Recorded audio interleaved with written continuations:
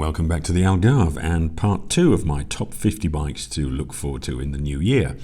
This video covers Indian to Yamaha, and if you haven't already seen part 1, Aprilia to Honda, there's a link in the top right of the screen now, and in the description below. So, as pretty as this scenery is, let's get started. The Indian FTR Sport certainly caught everyone's eye in Milan with its half flat track, half scrambler looks and its big V-twin strapped to a gorgeous tubular chassis. New for 2023 is this funky colour scheme and stainless exhaust on the Sport, which keeps its place in the lineup below the carbon but better equipped than the standard FTR or rally models, with a nicer full-colour TFT screen now incorporating a larger sat-nav display. Powerful and torquey, but a small 13-litre tank means you won't be going too far between fill-ups. Okay, confession time. I know next to nothing about this type of bike. I don't know anyone who's got one, and I've never even sat on one, let alone ridden one. That doesn't mean I wouldn't like to try one someday though. I mean, they are intriguing machines, if not ideally suited perhaps to our narrow, windy roads here in Europe. I think it's the idea of all that weight that puts me off, basically twice that of a normal bike, like having to ride 2 Triumph Speed twins at the same time. Anyway, although not a new model, the 2023 year Pursuit gets a slipper clutch, improved storage in the lower fairing, new LED lights all round, and heated seats with integrated switches. Still 400 kilos though, and you're looking at 35,000 euros if you want one. Requiring an even larger wallet is the Challenger Elite. Indian are only making 150, with 100 of these being reserved for the US market, so you're not likely to see many on the road on other continents. You'll probably hear it coming though, because it packs a 400-watt hi-fi with speakers integrated into the rear panniers. You also get Bluetooth connectivity, Apple CarPlay, integrated sat-nav, tyre pressure control, and footboards that Al Capone would be proud of. On to Kawasaki with their Z400, which makes a return to the model lineup after being dropped last year because the Euro 5 engine wasn't ready. Still the same 45 horsepower and 38 Nm of torque, but lower CO2 emissions and 9% more fuel efficient. Its ultra-manageable 167 kilos wet makes it an ideal beginner's bike, but the new engine has also brought a price increase of close to €1,000 on the old model, bringing it now to within just €300 of the bigger, torquier Honda CB500F. Something to think about. Mechanically identical, and for an extra €300 is the sportier Ninja 400. The twin cylinder still produces just 45 horsepower, but on the road it feels much livelier than, say, the Yamaha R3, which makes do with 321cc and 42 horsepower, and it has more top-end grunt, I'd say, than the KTM RC390. 6,750 is a lot to pay for 45 horsepower though, even if it does have a new TFT clock for 2023, which in addition to being easier to read, looks the part with a big central analog rev counter. At the other end of the evolutionary scale, 100 more kilos and 150 more horsepower for an extra 20 grand, is the H2SX, a resolutely top-end tourer. For 2023 you get such goodies as adaptive cruise control, blind spot monitoring, collision warning and automatic high beam, just like I had on my 2015 Ford Transit van. Yes, these are all features that cars have had for years, but they do show Kawasaki's intent to continue investing in the sports tourer category that many other manufacturers have long since abandoned.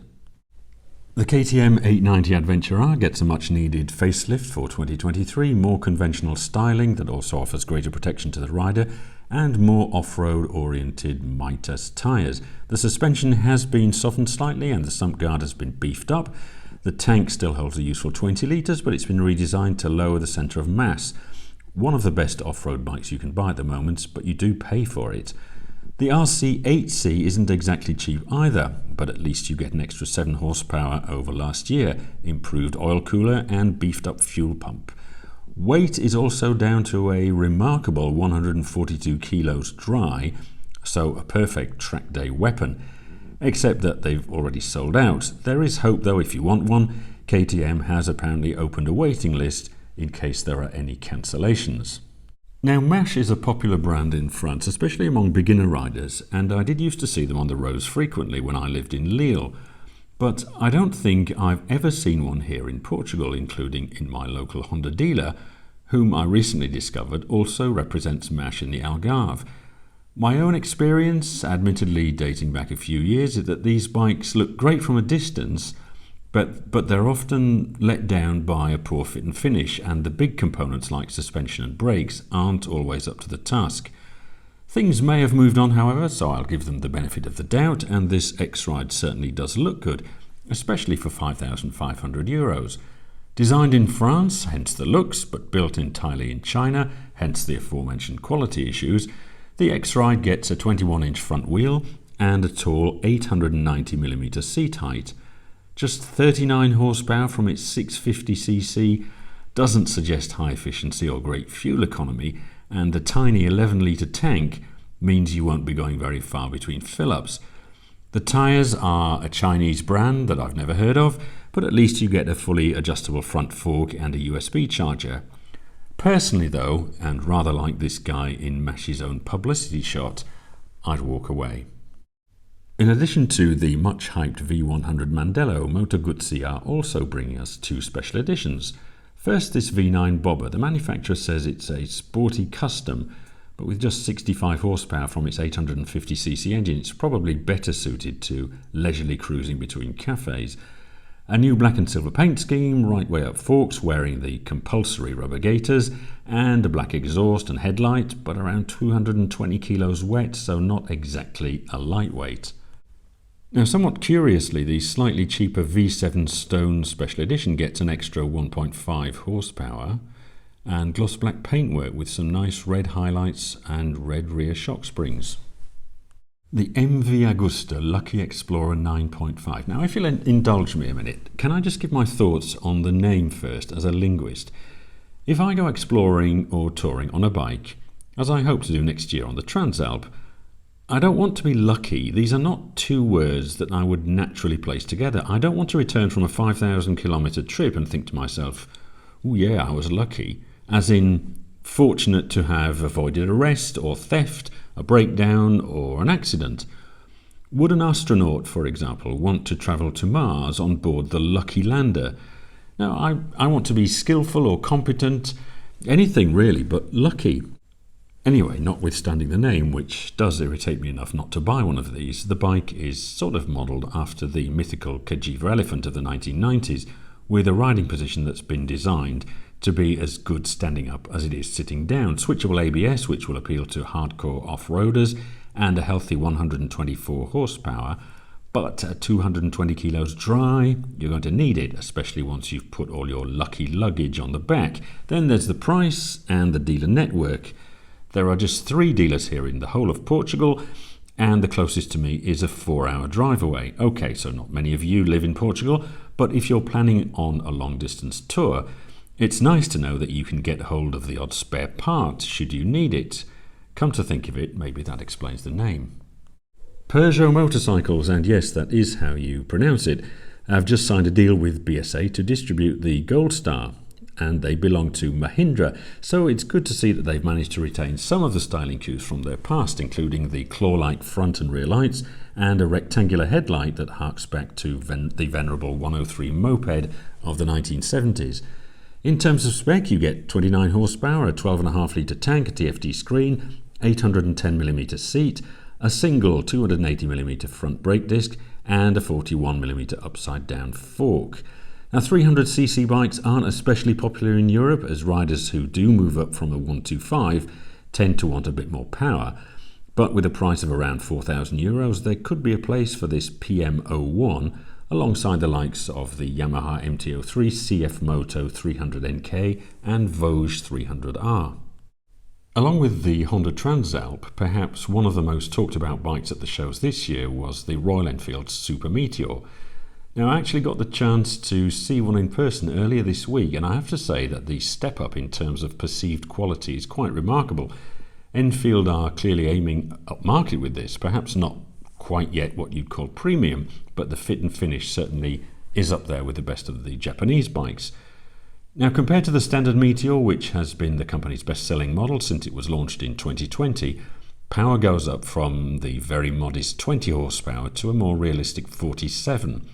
There's also a brand new tubular steel frame that's been designed to keep the centre of mass as low as possible to make it easy for beginners, and the parallel twin engine taken from the Interceptor and Continental GT guarantees a smooth, if not particularly exciting, ride.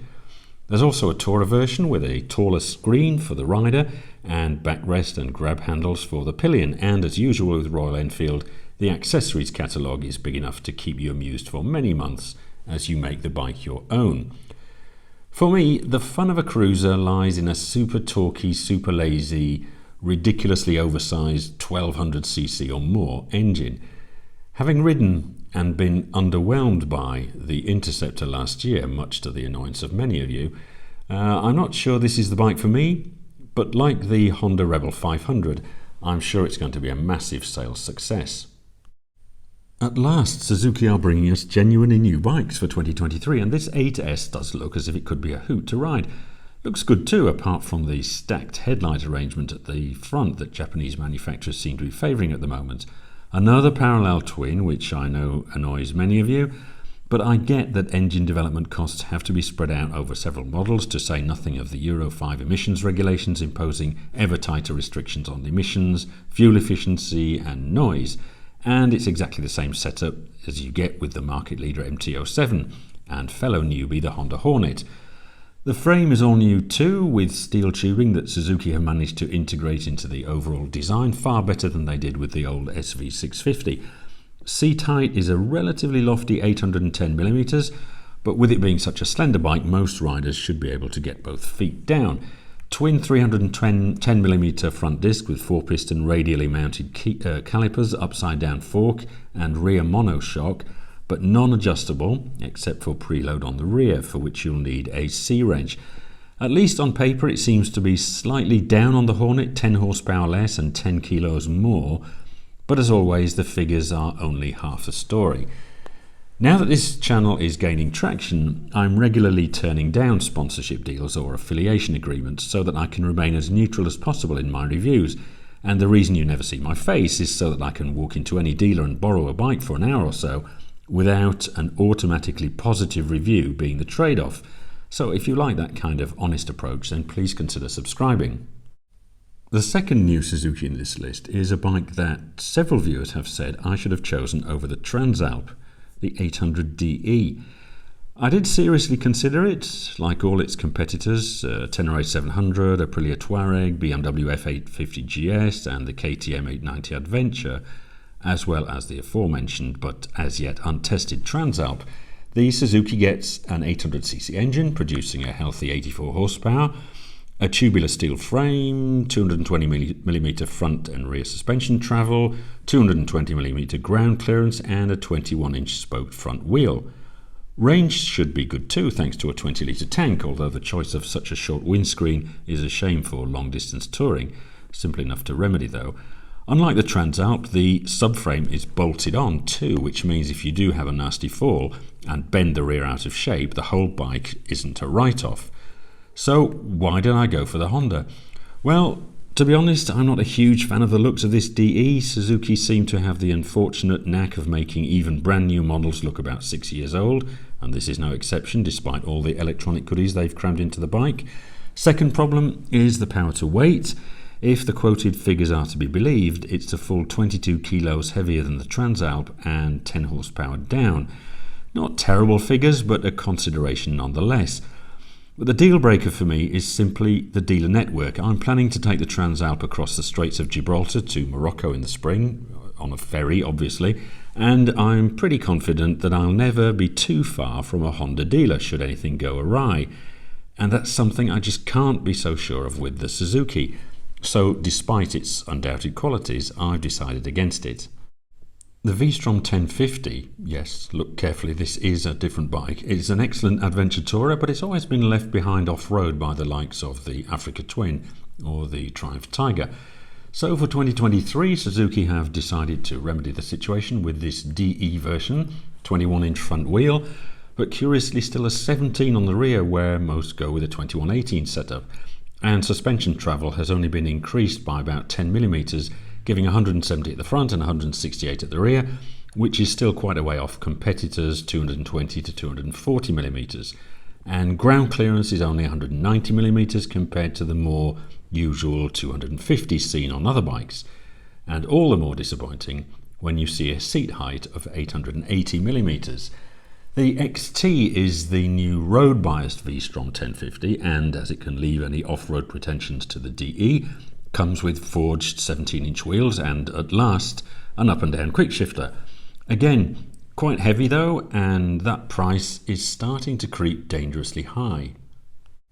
So on to Triumph. Now there's been a rumour about the Tiger 900 range getting a power hike to remain competitive, but there was no news of that at any of the recent shows. The only real new model was the Street Triple, but what a fabulous bike it is, or at least looks, especially in this dark red paint scheme. Now I've always had a soft spot for the Street Triple, probably because it was the first bike I bought brand new, and my pick of the 2023 lineup would be this RS. 130 horsepower and handling and braking to die for. Yes, it needs working to extract all that power high up, but once you've got it on song, it's a seriously rapid bike. And that for 2023 can be yours for a relatively affordable 12,895, up €400 on last year, and purely coincidentally exactly the same price as its main rival, the KTM 890 Duke R. And finally on to Yamaha, who have at last replaced the difficult-to-read Diver's Face Dash on their Tracer 9 with a much more modern full-colour TFT from the T-Max scooter. Problem is, only the top-of-the-range GT Plus, seen here, is getting this. The base model and the GT still get the old clocks, which is a real shame because at €16,000 the Tracer, which was once rightly considered as a bargain tall rounder, is now sitting perilously close to the more premium manufacturers. Admittedly, this GT Plus comes with every conceivable option, including panniers, active cruise control and suspension, full phone connectivity with integrated Garmin sat-nav, and the engine is a real peach. Test of the 22 GT in the description. But these hefty price increases over the last few years have pushed it out of reach of many riders. The MT-07 is still a bargain, although quite a bit more expensive than it was when it was first launched back in 2014. Still only 73 horsepower, but it's a remarkably eager engine that belies the fairly average-looking specs. This year sees a new colour TFT screen, again with phone connectivity via the My Ride app, which gives you such information as the route you've just been on and the maximum lean angle during the ride, so you can share it all on Instagram to the delight of your ever-diminishing circle of friends. Beginners love the MT-07 and it's always been up there amongst the best-selling bikes in many countries, but the Honda Hornet, with 20 more horsepower, more electronics and costing a couple of €100 less probably, could well spoil Yamaha's party in 2023. Unsurprisingly, the Tracer 7 and Tracer 7 GT inherit the 5-inch colour TFT dash from the MT-07, which is actually a lot nicer than the screen on the Tracer 9 base models. And there's now the option of an up and down quick shifter. Front brake discs grow from 282 to 298mm, which should provide additional stopping power, and the front fork settings have been revised for improved handling. The GT model gets a taller windscreen, a slightly awkward-looking rear rack designed to take a top case, and a comfort seat. The Tracer 7 has never really been about long-distance touring, but it does make a good all-round bike that is still relatively affordable. For many, the Tenere 700 is the go-to off-road focused adventure bike, and to keep it competitive with the imminent Transalp, Yamaha have given the whole range the colour TFT that was hitherto reserved for the World Raid Edition. Now, I've ridden the Tenere 700 a few times, and it is a great bike even with my limited off-road abilities. The engine comes from the MT-07 and Tracer 7 and offers surprisingly frisky performance for just 73 horsepower. In addition to the new screen, you also get the option of a quick shifter for 2023, and of more interest to off-roaders, the ABS system is now configurable, front and rear, front only or fully off. The only downside, or at least area you need to watch out for, is the seat height. It's a tall bike, and while relatively narrow, shorter riders may struggle to get their feet down. $10,500 for the standard model available in black or blue, and $12,000 for the Rally Edition with its heavy-duty bash plate and a Krapovic exhaust. The R125 also gets a refresh for 2023 with a redesign to make it look more like the R7. Being a 125, of course, you still only get 15 horsepower, but this is a bike that's designed more for beginners to learn their craft and master the twists and turns on the track. Single front brake disc, but which is now radially mounted, and the old LCD screen is replaced by a new TFT colour screen that would appear to have been lifted from the R1, so you get two display modes, one of which has an integrated timer. The Nikon, another example of a bike that everyone talks about and wants to try but never actually buys. I saw one on the roads in Lisbon about 2 years ago, but I don't know anyone who's actually thought they might want one. I was expecting Yamaha to quietly withdraw it from their lineup this year, but no, they've updated it with the revised MT09 engine for better torque, nicer switchgear, softer seat, bigger windscreen that can now be adjusted one-handed, and the same colour TFT screen from the Tracer 9 GT Plus. Having ridden one briefly, I can certainly vouch for the extra grip and comfort, and I totally get that for riders with mobility issues, for example, this is a great way, perhaps the only way, to remain in the saddle. And the engineering that went into that front suspension has to be applauded, but it's a heavy beast and I've heard they can be quite hard to sell once out of warranty. Anyway, that's it. I'm going to move my Speed Twin away from the cliff edge. Hope you enjoyed the video. I'm sure there are other bikes coming along that I missed. Let me know if you can think of any in the comments below. Remember to watch part 1, Aprilia to Honda, if you haven't seen it already. And as always, thanks for watching.